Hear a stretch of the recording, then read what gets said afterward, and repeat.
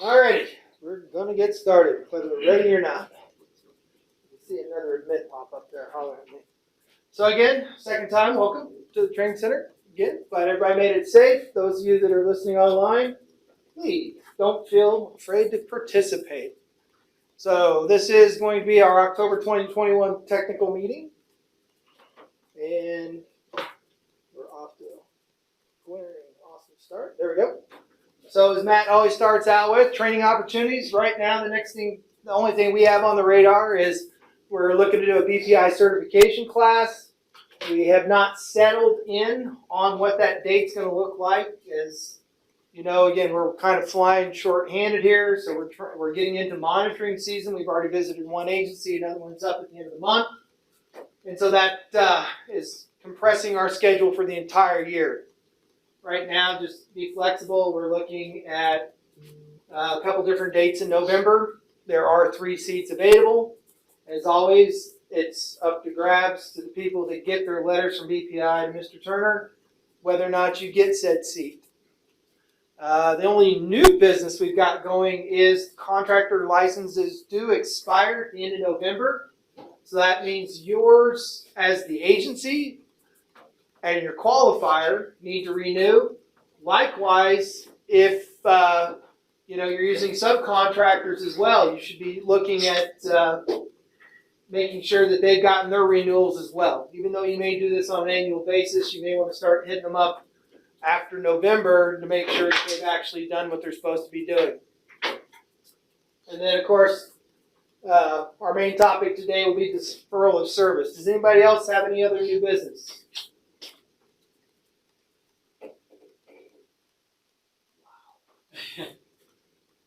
This is going to be an awesome Does class. anybody know of any other training opportunities out there that I haven't really seen much.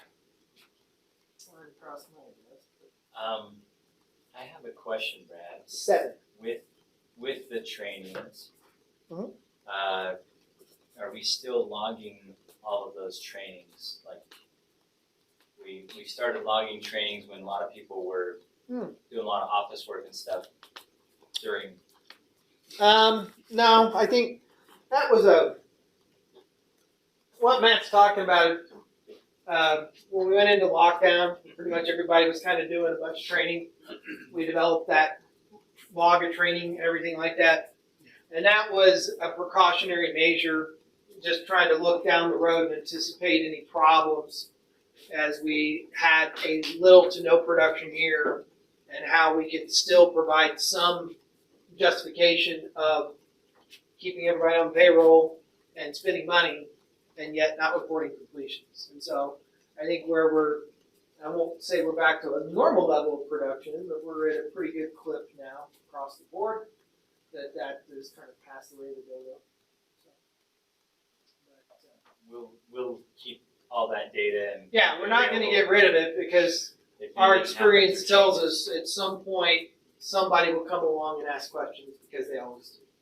It takes them a year or two to get caught up. It was just like our ended in 2012, but we were dealing with questions. I think I got my last stimulus question in maybe 2016 or 17. Then that's what they get for showing up late. But yeah, 2016 or 17 were probably the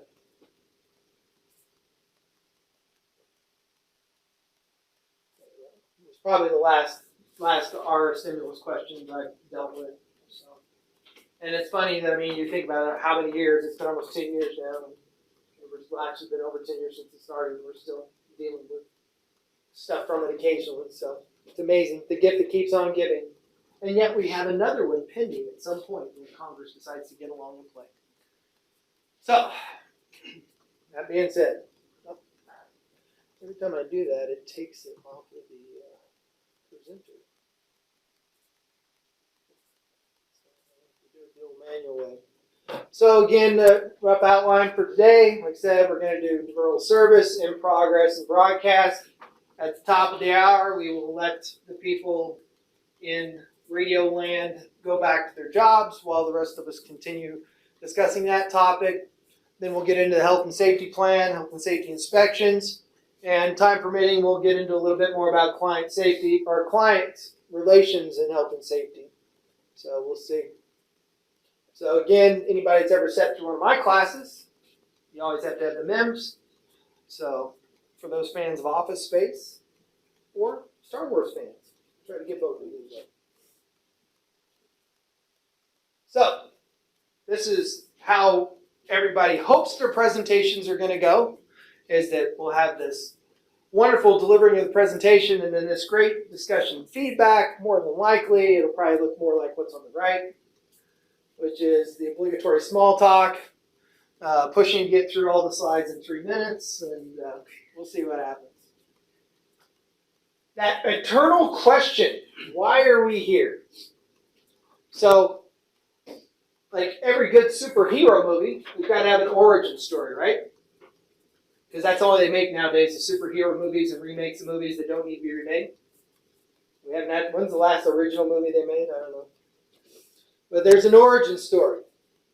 And in this case, it starts once upon a time with federal regulation.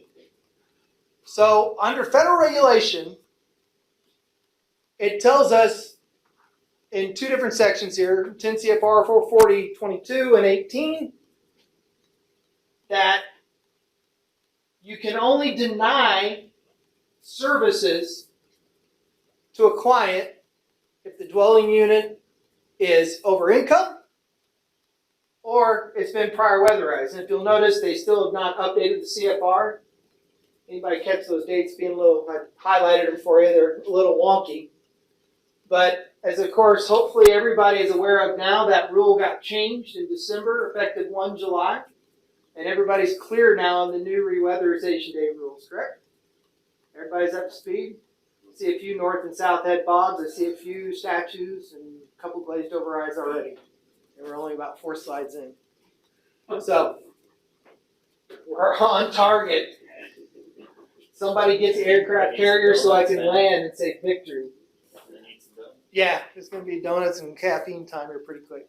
So, as you can say, the 15-year reweatherization rule now is in effect. So, they still haven't got around to updating the CFR. So, the guidelines, the federal regulations, those are the only 2 things it tells you is you can deny a client if they're over income, or you can deny a client if they've already been weatherized under the new rules. And I love it when I lose my mouse. Those white backgrounds are awesome. But if we look in 10 CFR 440, and everybody knows and loves a PDF, you hit Control F and start typing, and you start typing in the word defer, there's not a single mention of the word defer anywhere in CFR 440. All that comes up is denial. So this is the document that the legislation passed, what actually governs our program, and there's not a single word in there, deferral, at any point. But yet we use it every day.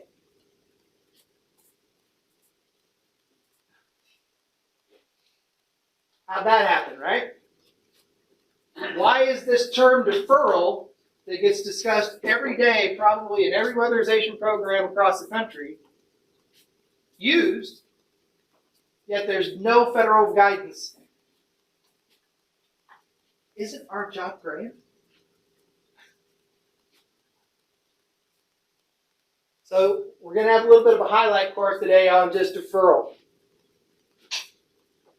So this is every year, Department of Energy issues a program notice -1. So this year it's 21-1. You know, it's a really sneaky numbering system. So next year it'll be 22-1. And that's the annual grant guidance.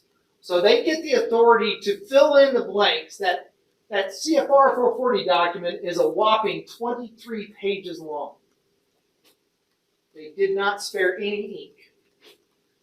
And yet, we are expected to run this thing called weatherization. And there's a lot of gaps. Just as you all someday feels like you don't have the kind of guidance you need to do your jobs, welcome to our world. where we have at least a 200 and some page guideline document and a whole bunch of forms, we've got 23 pages to work from. And then the annual grant guidance. So in here, we must describe our deferral process, even though that word's not covered, of how we're going to deal with these things. And then they provide us a few examples, including we need to include a template for tracking deferrals/referrals. And then I always love these. DOE strongly encourages grantees, we're the grantee is the state, you all are the sub-grantee is the agency, to have a comprehensive plan. Hint, hint. So I've never figured out just how many pounds comprehensive is. We need to get a scale and measure it out. So what triggers a deferral of service? We've been running into a couple that we find that the house is for sale Okay. lately. Unoccupied. Yeah, unoccupied. Yeah, that's a good one. It's got to be occupied by a primary resident or a client. Yeah, yeah, definitely. Rodent and insect infestation. So I'll back this up a little bit. Thank God they have a backup button on here.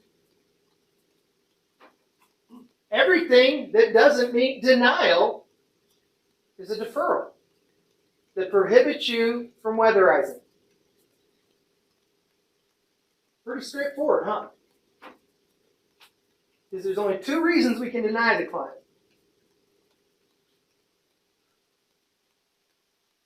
So if we were to kind of start at the very beginning of the process, the first part of the process of weatherization is application and intake, right? Okay. So Gotta have an application. can we defer a client at application? No. Why not? We don't know their income. They're not qualified for the program.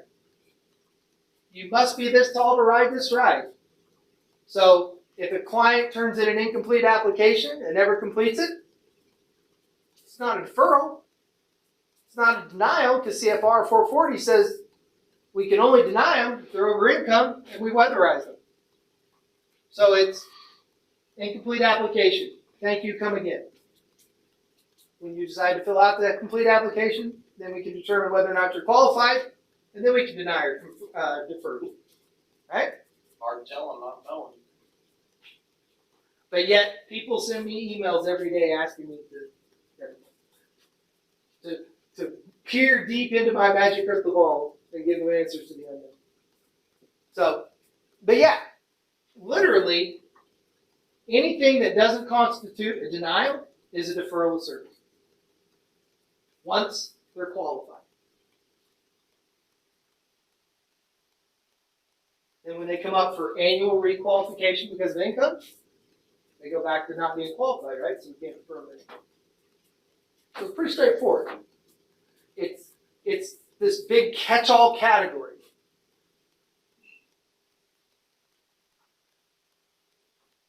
And so understanding how we get away from that, you need to know what the scope of it is, and where would we find the scoping for deferral? CFR 440, come on, man.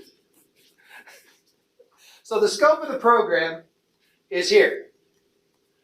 440-1 or point 1, we had two main purposes for this program according to the feds. It's to increase energy efficiency of dwellings or reduce their total expenditures. So we get them through the door, they're qualified. Now, the scope of the program are these two things right here, period. Also says to give them a renewable energy system, so we're going to start doing It says or, it doesn't say shall. We can have a class on how to read regulation, and I laugh because, thank God, Mark, you keep things entertaining. Because some days it'd be very hard to stand up here.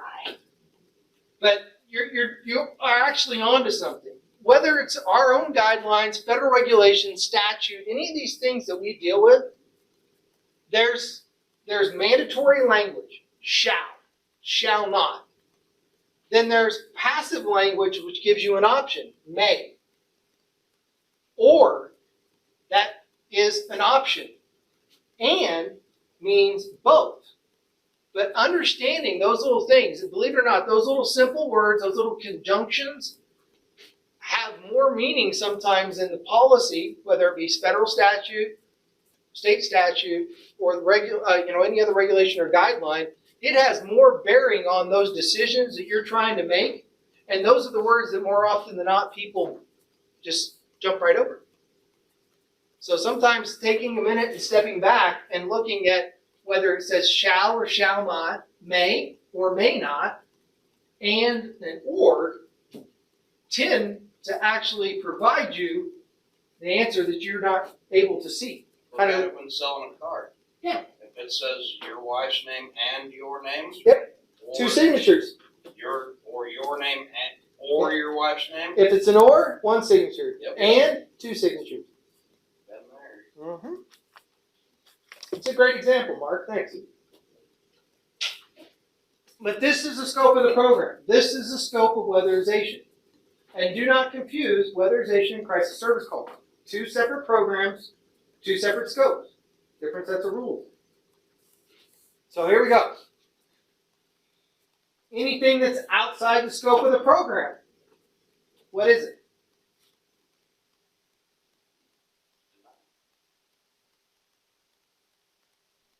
Yeah. We don't do things we're not allowed to do, You're not right? gonna go roof your house. Nope. That's beyond the scope of the program. You may be qualified, that's not what we do.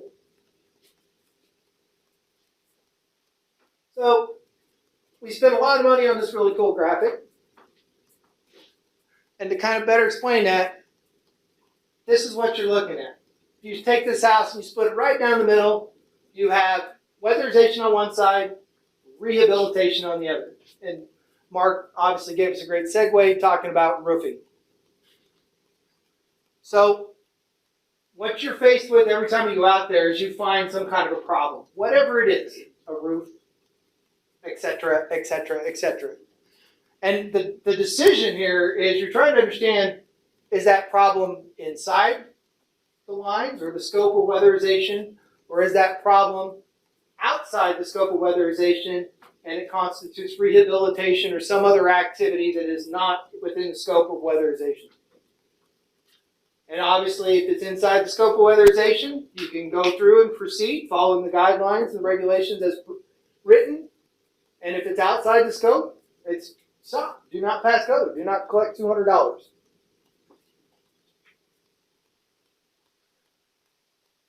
To help guide you, we do have both a policy and a form that will help you do that. One of the things you aren't looking at the bottom of your forms. Most of our forms, we're trying to get better about doing this. They have a date and some initials and stuff, and that's so we can maintain version control. So if you've got files that you've saved to your computer that you downloaded from the resources website years ago, I would encourage you. Oh, wait a minute. What was the word? I would strongly encourage you to, every time you go to use those forms, go check once in a while, make sure you're still using the current version.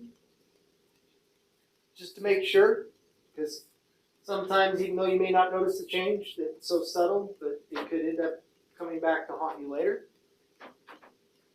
So we do have both the form and the policy to help guide you through this process. So we'll take a little bit closer look at the form here. And most of you, probably think that when it comes to deferral that this is really it. This is the whole topic right here, right? Is every reason for deferral listed on this form? No. Correct. And that's why we have that always awesome other category that allows us that opportunity to fill in any strange, peculiar thing that we're presented with that we can't identify. But probably the more common ones nowadays. What are the more common ones nowadays? There's always the clutter, the path house, right? What else is everybody deferring for these days lately? Math, Say again. math. Tree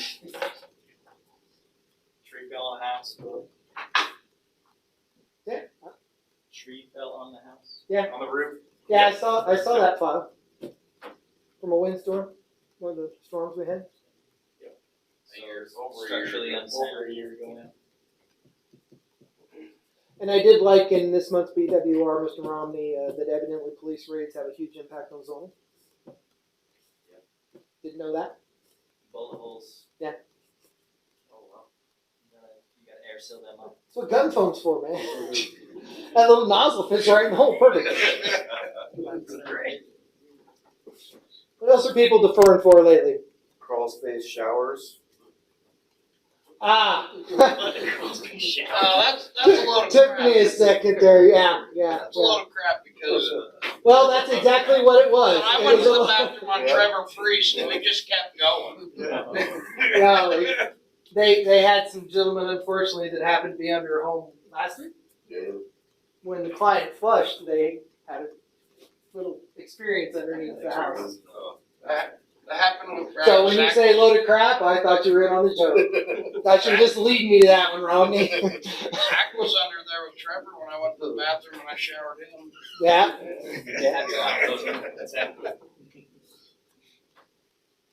That's it. No other deferrals. We are deferring anything else. We had a client just refused all measures. There you go. That's definitely another, right? Now, on there, I don't see anything about, them threatening to beat us up. You sure about that? I don't know, I can't Right see in the them middle. for. Threat of violence from the middle. Threats of violence, verbal abuse, physical abuse, profanity, worker profanity, maybe. We need to put that in there somewhere. Towards any worker or household member during the weatherization process. I had to go there and play peacemaker with a 400-pound guy that called me a big guy. That's a big guy, and it's like, No. Did you really have to, I guess, is yeah, my point? because he was gonna come and string Jesse Chambers up. Duties, other duties as assigned, right? I know one of the harder ones, and I don't think, nobody hears from you. It's been quite a few years that you talked community action. Well, they were still Salt Lake Cat back then, but they had one where they kind of had to walk away and stuff because there was a small kid in the car out in the parking or in the driveway of the house when they got there that morning. And the entire morning, as the sun came up and the day got hotter and hotter, the kid was still in the car. They had said something to the homeowner. That was a scenario where they found a way to excuse themselves and defer the job and then let their management know, who ended up making a phone call. And I don't think we were invited back. I don't know that. Do you remember, Mike? You were around when that happened. Did we actually get back in that house and finish it? I don't You don't remember? I don't remember that one. Yeah, that was a weird one. So We there's had one where a girlfriend and boyfriend got in a brawl together, and the girlfriend split the boyfriend's nose wide open. while you guys were on site. Yeah, they're on site. We were in the middle Loaded of up. a police raid, didn't know it. Questar gas guy showed up, and I just thought it was normal, and apparently that was the police putting microphones on the heater. Interesting. Rocky Mountain Power showed up the next day to put cameras on the power pole outside the house. And then the next day, the police stopped Zach from going to the house. We actually had that happen. I know there was quite a few years ago up in Ogden when Tri-County was still running. They ended up, they were just down the street, like 2 or 3 houses from a home where they'd had a shootout. Officers had been. Well, you were around, Jason, too. Yeah. That was We a rough few weeks for you guys up in those neighborhoods up there for a while. We went to a house that the police had raided a couple days before it broke out, most of the windows in the front and back door, and they had the wrong house. And so we showed up, it had been audited when all the windows and doors were there, and we show up and the doors are busted in, the windows are busted in, and now we're going, what the heck happened to the house? And this little old lady said that her house got raided, but the police told her, sorry, it was the wrong house, and they left. And so at that point, and this was only a couple days into it, so I don't know if she got any retribution from them or not, but restitution, yeah, so it's, The homeowner might have But we wanted some didn't- retribution. we didn't defer that one, but Well, And- it was Oh, a go ahead, different Mike. situation. Sorry. well, you might remember there was a place out there in Magnet where I went out one day, I had to call the police because the guy had gotten out of prison and he was taken into his girlfriend's, while the guys were there. Oh. I had showed up, on the scene, guys were just finishing up, we were doing an inspection at that time. And I got the guys out of there, to say, I had to call the police and everything, so. And I mean, yeah, it's fun to tell a few war stories and reminisce a little bit. But the reason I wanted to get some of those out of there is, like I said, a lot of those are covered there. But for the most part, when you start looking at deferral, and like we talked about, a few slides back, really it's this massive catch-all category that doesn't constitute denial, right? But at the heart of deferral,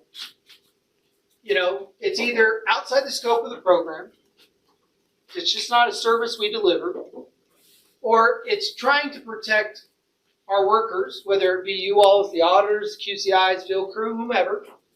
We don't ever want to put our people in an unsafe environment, whether it be from biological unsanitary conditions or threats of violence, the drugs, and those types of things as well. And then, that last broader category is those things that prohibit us from proceeding and doing what we need to do.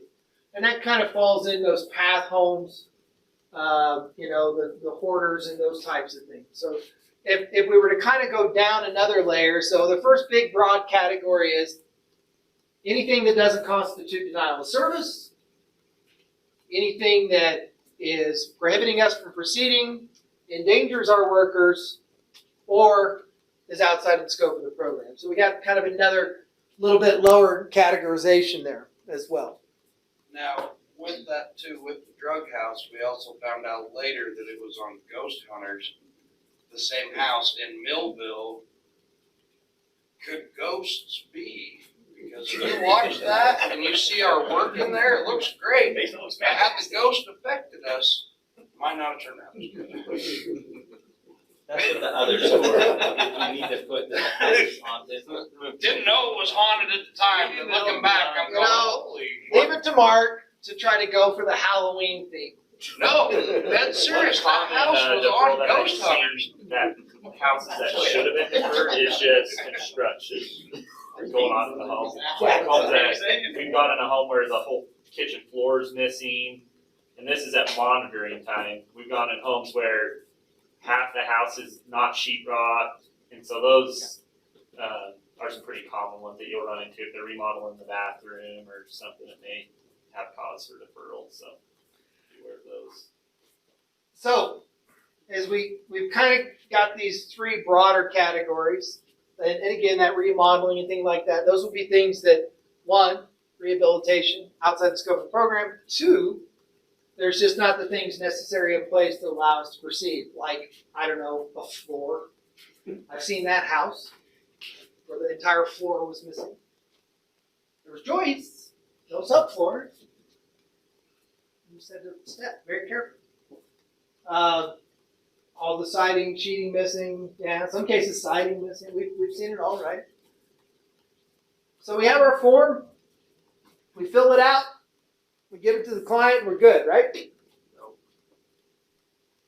Who was that? Mr. Dally said that? Why not, Mr. Dally? It says right on there you have to give a written letter and explain. What? No. Come on. You mean there's more information on this form? Thank you, Kurt. I owe you one. Buy a cup of coffee later. So yes, there is this provision in there. prescriptive, mandatory language, Mr. Romney. Bold and underlined. That means it's serious. That's those subtle hits. You know how serious we are when we make a form if we make something bold and underlined. Agency must list specific steps which must be taken to clear deferral in separate document and provide to client. Please have clergy come in to clear ghost.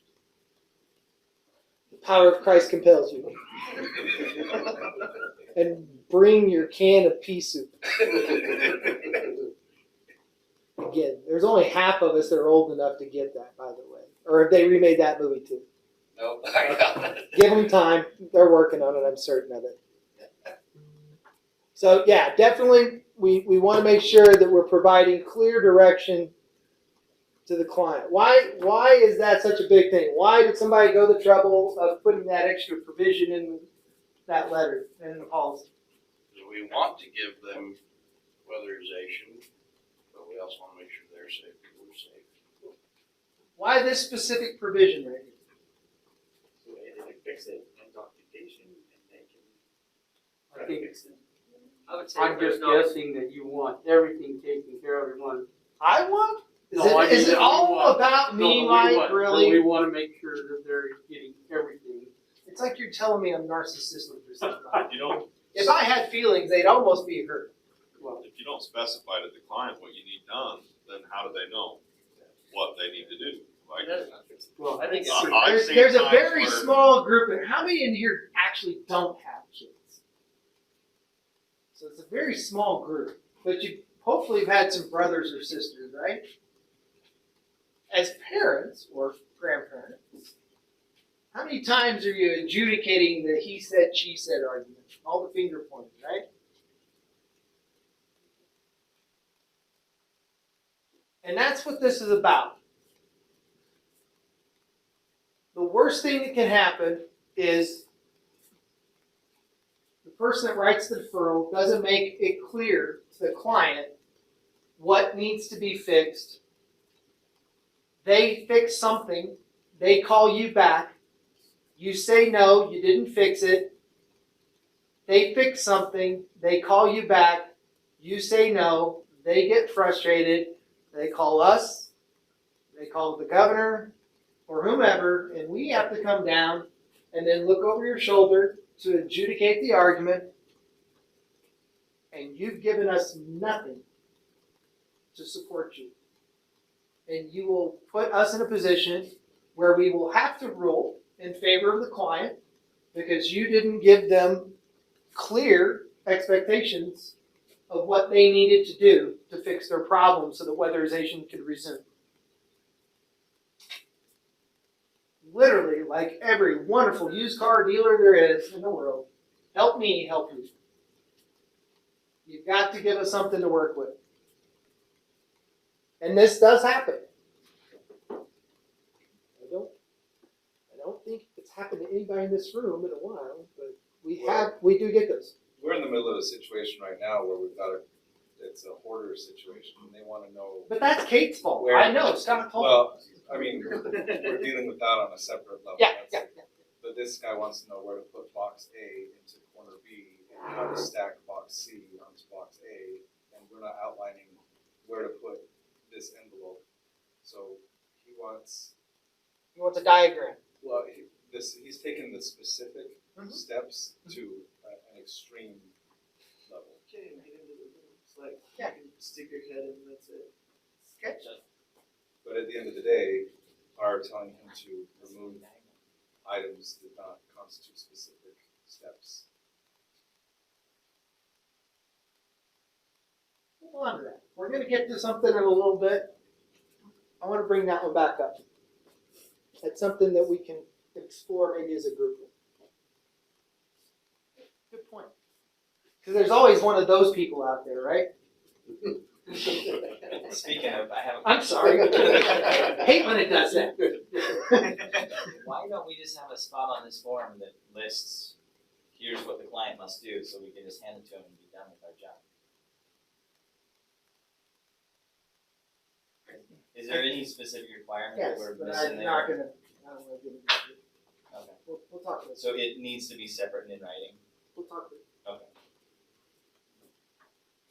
So, most important thing, do not use general statements or descriptions. Here's some of my all-time favorites. Remove debris, excessive clutter, etc. I see that all the time. Get rid of insect problem. Unsanitary conditions exist in home. Clean up mold problem. What's wrong with those? Doesn't tell you where the problem is. Yeah, they're not specific. Yeah. Can we just send them one of our lead cleanup chart things and then? Isaac's waking up. Thanks, man. True. It can be. Some days it feels that way. But yeah, it just, there's the basic questions. Who, what, when, where, how, and why. Those are the things you're trying to answer. So as we start getting a little bit closer to dealing with Steve's example here in a minute, just kind of keep those things in mind. In this case, we're looking for what and where, probably more than anything else, right? And these are just very broad terms that don't give them any clear direction.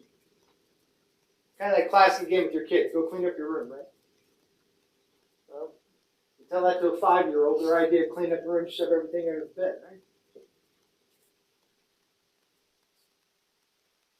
Notification. This is how Mark delivers. It's not acceptable. Pick up the message. Gonna fix that window too. Yeah. Before we start. The question is then, how do you add that back to the auto when they come off? 10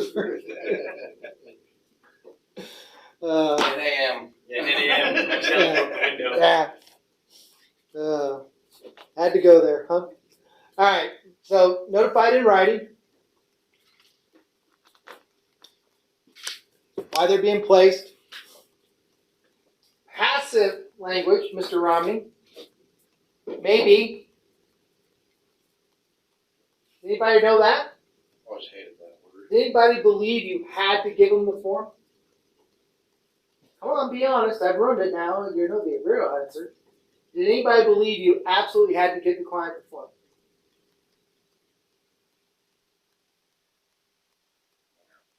Okay. That's one reason. So, may be used, or you may develop your form letter. This is an opportunity for you to do what fits best for the situation, your client. Notification to be placed in the file, obviously. And again, we reiterate what's down there.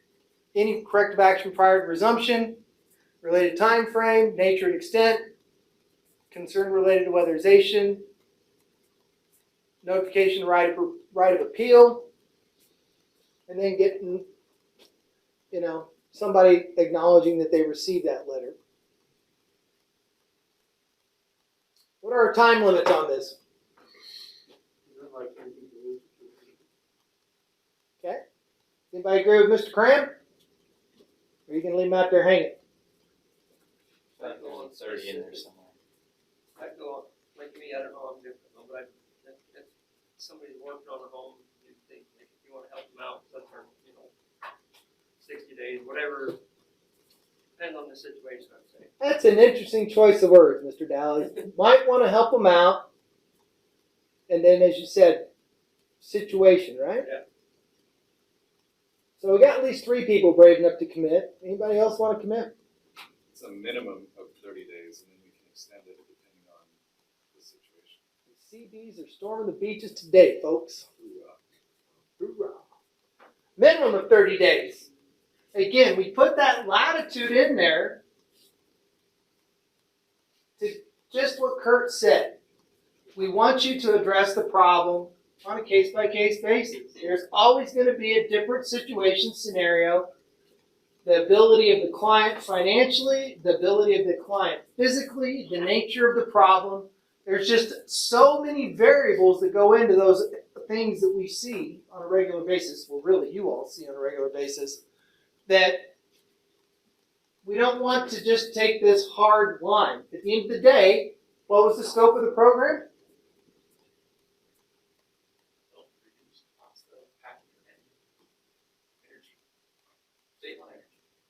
And all we want, when we can, or when the client can achieve it, is to remove these barriers to allow you and your people to do their job.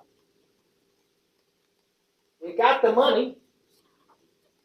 We got the time. Wait a minute, isn't that the old Miller beer commercial? I think it is. You got the money, or you got the beer, we got the time. Never mind. But, yeah. If you got the money, I got the time. Oh, yeah, it's on Hank Williams' song. Yeah, Hank Williams. There. So, anyway, but yeah, we've got the money. We've got the resources. We need clients. Everybody's waiting list is getting low. But we just need those things out of the way. So there's nothing wrong with giving them time. There are going to be those clients that we pretty well know they're never coming back. Was it either you, Jason, or you, the one where the client had basically the drug buffet, the gas mask converted over, and everything everywhere, and like I was at that job, but maybe it was Ryan, I don't know, but it was like, I mean, it's like, hey, yeah, you guys want to hit or whatever, you know, it's like. I think you know they got a deferral letter, and there was the guy. they never called us back. There was the guy that said he rode in on a train to Ogden and he got this abandoned house, and that's one where it didn't have the floor in it, didn't have walls, and literally I think he was on deferred for like 2.5 years. Yeah, it was multiple years that he was in deferral, and then they finally got some rehab programs in there to put him a new floor in, to side the house, and get it to a position where we could weatherize it. But it was multiple. Do you remember how many years, Jason, that guy was on? It was 2.5. deferral? I think it was longer. It might have been longer than that. I can't remember. It was a long, I monitored the job, and that's what I saw documentation going back 2.5 years. Yeah, Ended up actually pulling the It file. was a huge process for them, and they kept so they really had to work with that client to It literally had. and not box him into. And wasn't it a 2-story house, and you didn't even have stairs to the second floor? Of the one story. Was it 1 story? He had that Maybe- tower built out back. Yeah, I can't yeah, remember. that's what it was. It was Yeah. quite the experience, but Tri-County kept in touch with the guy. They, you know, he got referred over to some rehab programs. He chipped away at it. They kept him on the radar, and yeah, it was kind of a surprise. That's probably hands down the single longest deferral that I know in the program in the 12 plus years I've been involved, and it does happen. It's definitely the exception, not the rule, by all means. But yeah. So we give them a minimum of 30 days, you know, when Kurt's in a good mood. Maybe a little longer. And then there's this, right? What do we got to worry about when we get ready to terminate the client? From the program, not in a more literal sense. Paperwork. Isn't that what we do, Zach? Come on. I know that's the bane of my existence, and it also makes the bulk of my day. The opportunity to actually stand up here and teach once in a while, that's a pleasant distraction. Believe me. So notice termination. After the time limits have been met, right? So making sure the client understands they're always eligible to reapply. It's never going to change the condition of deferral. And then that last part's probably the more important one. I think we get a fair amount of calls and emails asking us this question about starting on the home.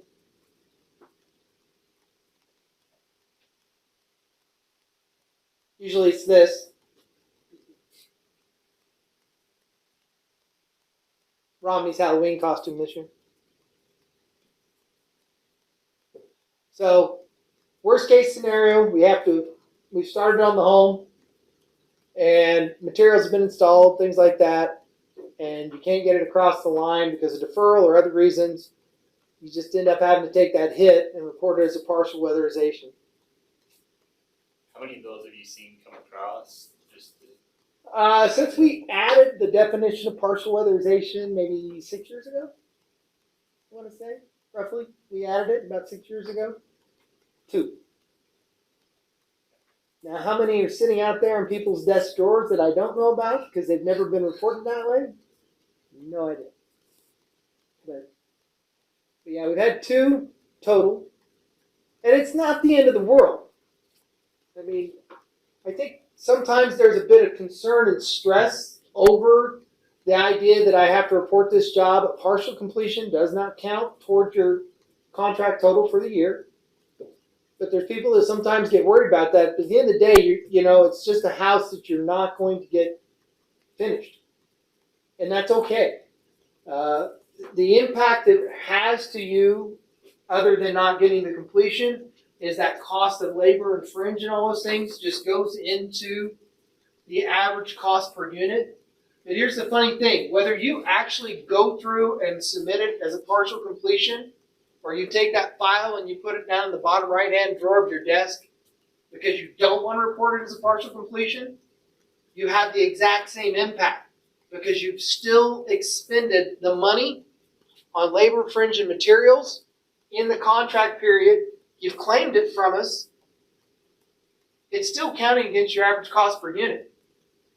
So holding on to it and keeping it in your desk drawer, it doesn't change anything. So there's no shame or problem in reporting it. You still don't get the completion either way. So, I mean, just go ahead and report it. This is me though, on a lot of those. We know you're special, Mark. You let us know every time we get together. I'm just, a lot of it could be that they're scared of the phone call. The client? No. Whoever's desk is scared of the phone call. Phone call for me? Brad's gonna call and Brad's want to gonna know call. why I got a partial completion. Why would somebody be afraid of a phone call from me? At any point, has any phone call ever made you been scared or terrified? Maybe. Hell yeah. I can't think of 3 times I called you, first off. Now, I might have called your boss Call Jesse. and told him to talk to you. I know it could be scary. Okay. Partial weatherization fit into re-weatherization It does not. since it was never a completed weatherization unit. It's never been brought across the line. Okay, so if they ended up, got their stuff together, 5 years down the road, they reapplied for the program. Although They're you partially just, weatherized, they could. you just said something. I don't want to chase that rabbit. Yeah, I right know now. you I want to don't look at have that. to, but I They just- did add some language in that re-weatherization rule change that came out in December when they reauthorized the program. They did add a sentence or 2 in there that, yeah, I got to look at that. I'm gonna. Okay, yeah, it's not. Mm, It's not pressing because it don't seem like there's that many that come across. I probably just kind of So, read it and skimmed over it and forgot about it because, again, we've not had a lot of partials reported over the years. it's technically But there's one some of these- language in there that talks about, it does mention partially served under other programs or something. And there was people that really was impacting these states that keep their money siloed. And so they do, they have, especially the states that have this enormous amount of utility money. And then the people that keep their LIHEAP separate from their DOE and run parallel programs. Yeah. It was really impacting them because it was a reach of language that went beyond DOE funds into other federal funding sources. Gotcha. I would have to go back and read that and kind of contemplate that. So if it wasn't so many slides back, I'd back up. No, That's- you're good. my thumb might get a cramp or something. You I'd have give to us, tap out for a minute. Huh? If we turn in 2 partial weatherizations, they should give us 1. 2-to-1 ratio, is that what it is? Or 3-to-1 or something. I will not bring that up with our project officer and see what he thinks. Because, yeah, I won't be that guy. So again, like I said, partial, don't sweat it. It's not the end of the day. The world will not explode. And I will take a look at that, and we'll bring that up after break. Right to appeal. And this is just about providing some kind of structure or format Is anybody familiar with our right to appeal policy? It doesn't get used very often, I can tell you that. We kind of take a pretty simple approach. We always want it solved at the lowest level. So ideally it would be solved at your agency. There are times that it does make its way to our desk, my phone. And of course, those of you that have had that happen on things, you know the first call I make is back to you to get your all side of the story. And then going on 13 years that I've been around, at no point have we ever had a formal appeal actually go to the adjudicator to date that I'm at. If they did, I wasn't around. And I would have probably been invited to show up. So, yeah, we've never ever gone to a full formal appeal process to date. We've been able to pretty much resolve them. Most of them, I mean, it's very rare I even get a phone call from a client or an email from a client anymore. So that's probably a good testament to how well you're managing your client relations. So. And then that last component, we haven't really talked about it very much, is referral. Like I said, again, our goal is about moving those obstacles out of the way when possible. And while we have that scope limitation, we can't be everything to everyone. You know, there's times that we want to be able to go ahead and hand them off to people that might be better equipped to do those types of things. By no means is this an inclusive list. I know Habitat does they've done a few things. I know not a lot for the rural counties. There is USDA rural development. There is Assist in Salt Lake County, but it's in very selected cities. I know they could do quite a bit. They have worked with UCA a fair amount. There's single family rehab that also exists in some of the rural counties that some of your agencies run. I think everybody, 5 county does it, but they do work 6 county for single family. But yeah, out to the basin, southeast, you all have really good collaboration with rehab and some of those other resources, which is great. Takes care of a lot of roofs, and what all have you guys pushed over to rehab over the years? Mainly roofs. A lot of roofs. I know there's been some various other repairs. UCA's done some really good stuff with Jefferson there, the lead abatement and Green Healthy Homes. Also, that's Jefferson too, isn't it? Out of Salt Lake County, right? Yeah.